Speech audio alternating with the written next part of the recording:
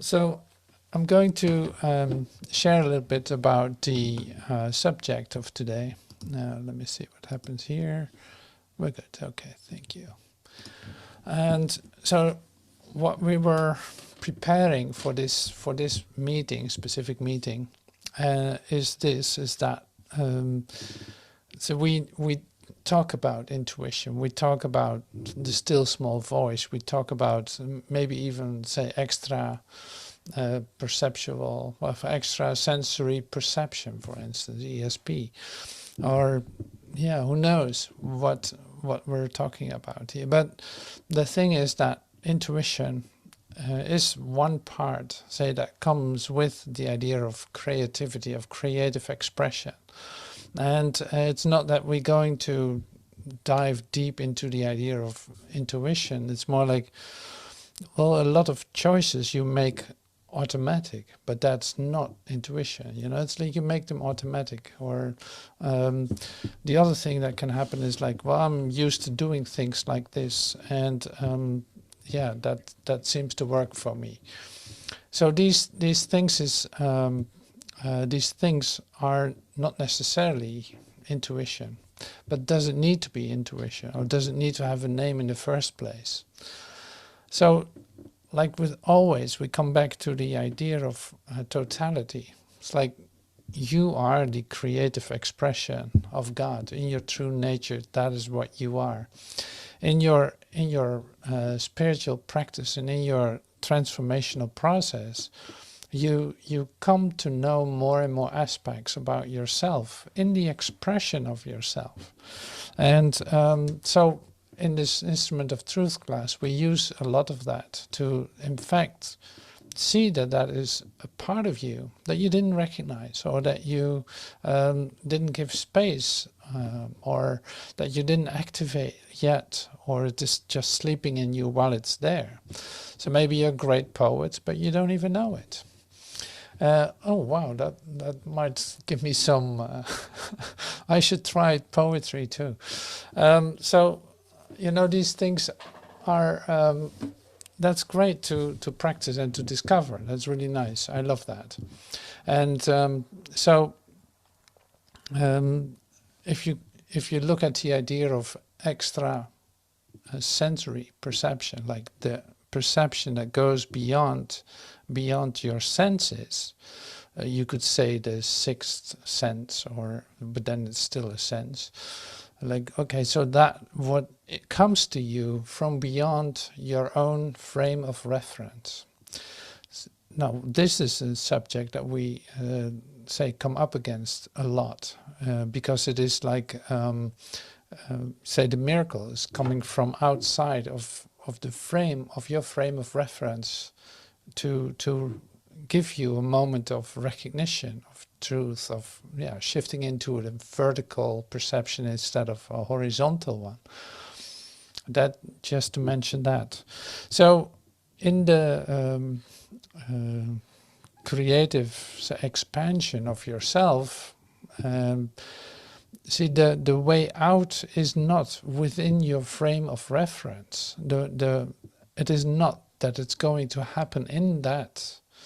And that's why it's difficult to talk about it. That's why you can see that it's not so easy to share that, because I want to make it clear without, say, not telling something that's actually not useful at all. So that's why I use these words, and I'm carefully trying to express it, what I'm doing. So words is not the easiest way to express it. That's one other thing. It's actually difficult because the words don't directly say what it is. So that's why it's nice to see it at work, and see, for instance, the intuition at work, the nudges, you feel moved to do something, you are inspired to do something, like, and choose something that is just, say, the result of your open mind. It is not set, it is not automated, it is fresh and new. It inspires you when this is occurring. So then that is like allowing yourself a flow, a creative flow to move through you, and in whatever way it's going to express itself, like that. So in order to get there, we meditate and we say like, okay, well, let go of ideas, like try to become present here in this moment, try to become present. And even further than just present, it's like you start to come into the place where you really start to feel the intensity of this moment, of the connectedness that is possible.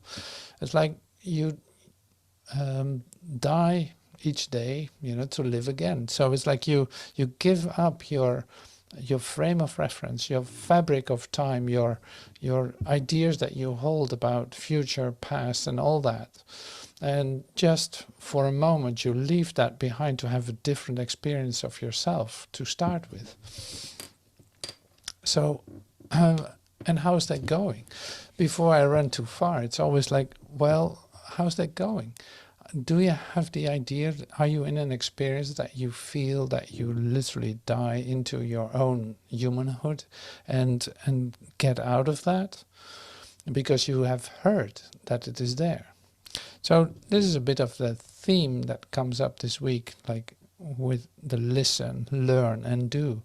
So you hear it a lot, you have heard it many times, you think about it, you are busy with it, you experiment with it. So you learn that it can be used, it is present with you. Like this idea of dying daily is something that you can practice, and how we all come to that one day. Like I'm not able to share that all with you right now, but it is like just to give you the lines in which we are thinking right now. It's like there's a listen, you hear it, and you say, you learn something from it. It's like, okay, so I don't have to hold on. Okay, that's great. And so the next step then is, I have to do it. I have to start doing it. I have to start to do it differently than this time. I have to allow myself, for instance, to receive that for myself. So to allow that process, whatever that is, however that's going to look. I'm saying getting ready to have that happen to me. And why am I taking so much time to express this, and what does this have to do with intuition and all that? So the thing is that once you feel the connectedness for a moment, when you feel inspired, when you lose track of time and are completely present with that, where you're in, whether that's in an action or whether that's just sitting with the text or being in a meditation or prayer, but you become totally present, then something can occur. It's like then a shift can happen, an idea can come to you, or you see images, or you see maybe old memories coming up, or just you allow all that to come up. You're not controlling it anymore in that moment. So it's like there's a recognition that suddenly you might become very active and alert, in fact, and that makes it easier to go through stuff and to allow healing to occur where it's needed. So and this is helping you. No, it's like this is a total package that's being presented, in the sense of you cannot just say use your intuition like that and just go with that. Like, no, it's all part of your awakening. It's all part of discovering the creative nature of your being. And so that goes step by step. And yeah, it's great to practice with it. But also it's good to realize that the basic, say, where we always come back to is this, and that your own experience of connectedness and inspiration, literally like being inspired, is like a holy moment. In fact, that is something that comes to you. It's a gift to you. And not that you have to do something with it necessarily, but you will have to receive it. You know, so, and that is, if you move to do something after that, great. If not, that's wonderful too. It really does not matter. So this, to place this all in a perspective of, this is what we're talking about. This is how that looks, how this can work for you. And so not to lose yourself in trying to make things or trying to get it together. No, it's like you stay close to yourself in your own experience of yourself, and when you feel inspired to do something, that will follow. And it's like you're going to be moved to that. You don't have to make a sacrifice for it. It goes effortlessly because you stay with yourself, you stay close to yourself, and in coming in from that peace, everything falls easily into place. So this is in fact what I offer in everything that, every meeting in fact that we have. But yeah, in this class it is very interesting to see if something comes up for you to share or to sing or to express yourself or to, but naturally, like organically almost, like divinely organically. Yeah, and using, in fact, means that maybe had a totally different meaning for you before. But now suddenly you're open to use it in a new way. And that's maybe interesting to talk about too, because it is like the discovery of the ways in which you can express yourself. Just allowing yourself the freedom to do so, or the freedom to yeah, say, take certain steps to find your way in that.